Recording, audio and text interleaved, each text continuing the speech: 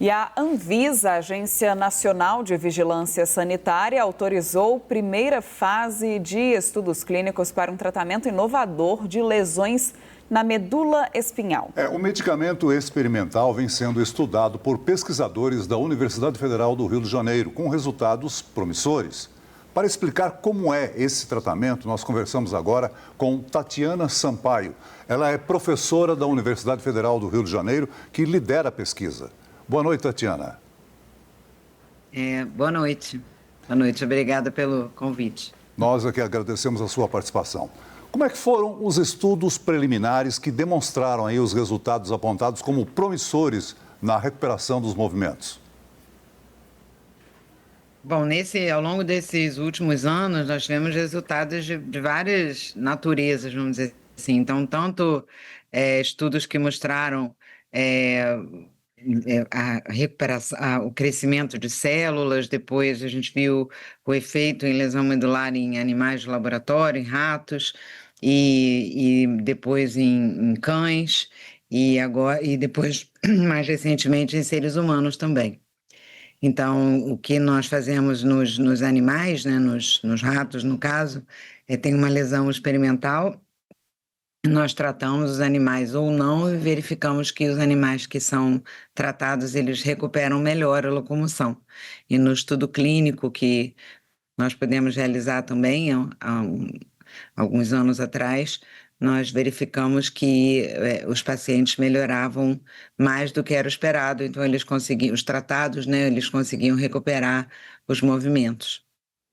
Professora, eu queria que a senhora explicasse para a gente quais são os pacientes que podem ser beneficiados com esse medicamento. A gente fala dos pacientes que sofreram algum tipo de lesão na medula espinhal. Mas o que é a medula espinhal para pessoas leigas, né, que não entendem exatamente como funciona tudo isso?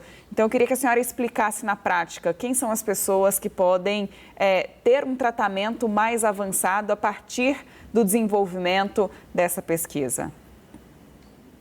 Então, a medula espinhal, ela é como se fosse uma continuação do nosso cérebro. Então, o cérebro está aqui dentro da cabeça e ele tem como se fosse um prolongamento que vai conduzir a nossa vontade, em última análise, através do corpo, para que os músculos possam se movimentar, que os braços, as pernas possam se movimentar. E também vai levar a informação da nossa pele, da sensibilidade, calor, frio, para a gente perceber isso com o cérebro.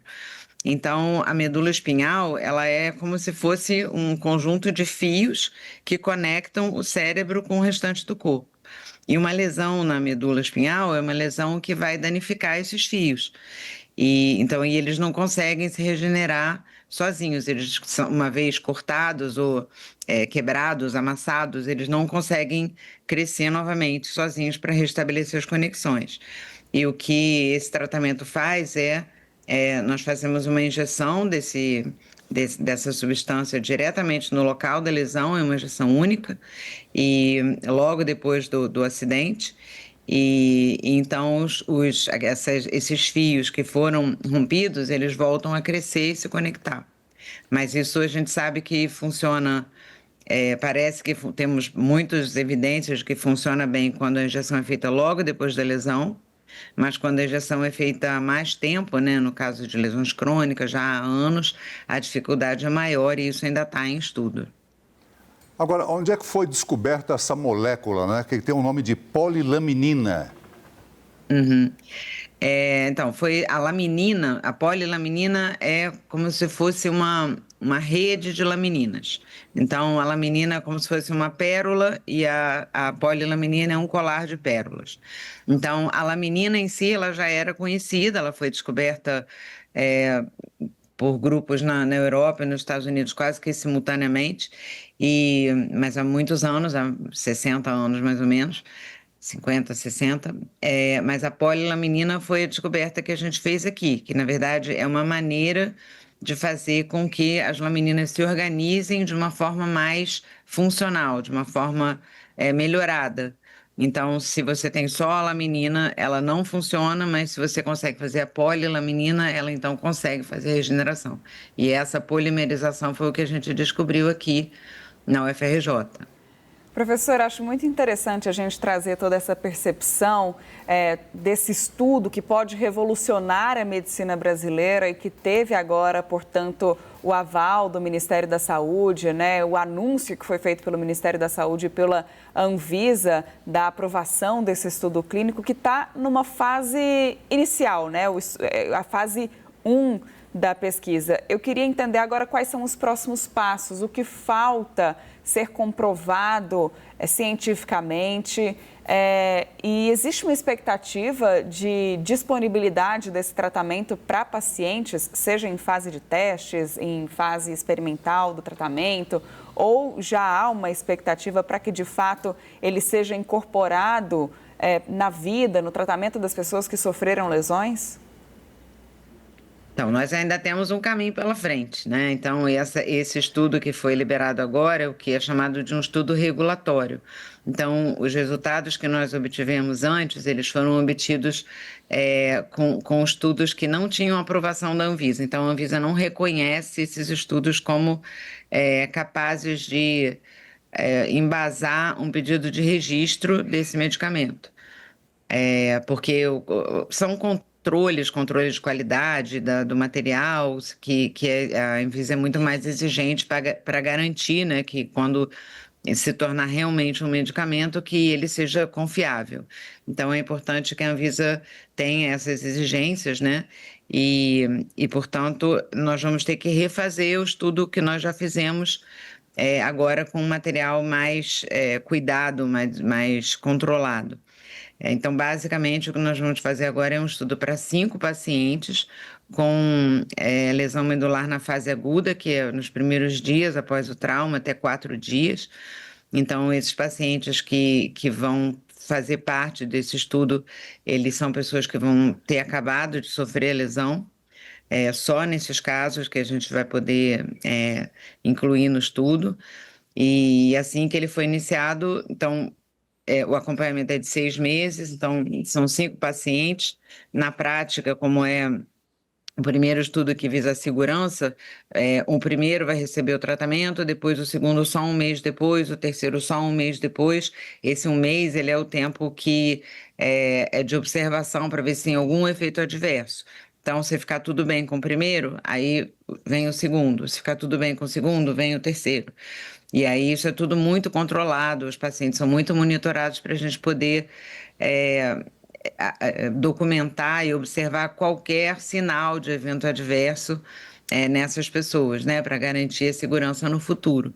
Então, imagina, são 5 em 5 meses e vão ser observados por 6 meses. E até a gente efetivamente começar, deve ser mais ou menos 1 mês. Então, juntando tudo, dá 1 ano. Então, depois, ao final de 1 ano, nós vamos concluir esse estudo, que é um estudo basicamente voltado para a segurança, para saber se não faz mal. E em seguida, nós vamos pedir um outro estudo para verificar os efeitos em doses diferentes. Mas nesse primeiro ano, a partir de agora, o que vai ser feito é esse estudo de segurança só para esses 5 pacientes. Existe limite de idade? Não pode ampliar. Desculpe, professora. Existe limite de idade para ser submetido a esse tratamento?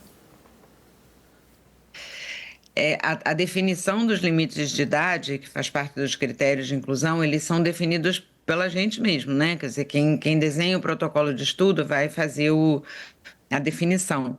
Então, de modo geral, se usa 18 anos, acima de 18 anos, porque que a pessoa já é capaz de tomar a decisão, porque um estudo clínico, a pessoa sempre ela vai ser estudada, né? Então, ela vai ser submetida a um tratamento que é experimental, que tem algum risco, por mais seguro que tenha se mostrado até o momento, tem sempre algum risco implicado. Então, tem que ser uma pessoa maior de idade e, geralmente, o limite é de 65 ou 70 anos. Nesse caso, a proposta original foi de 72 anos, mas é possível que isso seja modificado ainda. Professora, só para a gente encerrar, essa entrevista, eu queria entender de que forma esse estudo vai ser realizado, logisticamente falando, na Universidade Federal do Rio de Janeiro. Isso conta com algum aporte financeiro do Estado? Existe recursos destinados já para essa pesquisa? E de que forma isso pode revolucionar a medicina, né? Como a vida das pessoas pode ser impactada com esse estudo, com essa pesquisa? Então, o local de realização do estudo também está sendo ainda discutido, porque inicialmente existia uma proposta de fazer num determinado centro em São Paulo, mas nesse momento está sendo avaliada a possibilidade de ampliação, de ter outros centros também, em outros estados. Esse estudo ele é financiado, ele é patrocinado por uma indústria farmacêutica, que é o Laboratório Cristália, que é quem produz o medicamento, né? A gente na universidade tem uma capacidade limitada de produzir em quantidades pequenas, e quando a gente então viu que era importante ampliar para transformar efetivamente no medicamento, a UFRJ fez uma parceria com uma indústria farmacêutica, que é o Laboratório Cristália. Então, são eles que patrocinam o estudo. Alguma participação do governo ou recursos, né, do governo, nesse momento não está explícito isso, mas eventualmente, se houver algum hospital que seja público, isso indiretamente é um aporte do Estado, né? Mas isso ainda não está definido. Sim. Professora Tatiana Sampaio, professora e pesquisadora da Universidade Federal do Rio de Janeiro. Ao mesmo tempo que a gente agradece a sua presença aqui no Jornal do SBT News, a gente cumprimenta pelo sucesso aí das pesquisas. Tá bom, muito obrigada. Eu acho que pode ter, só para não deixar essa pergunta em aberto, eu acho que pode ser que faça traga um grande benefício para as pessoas que precisam, mas ainda é cedo para a gente afirmar isso, ainda falta um pouquinho. Mas a gente fica na torcida. Ah, tá bom, eu também. Boa noite.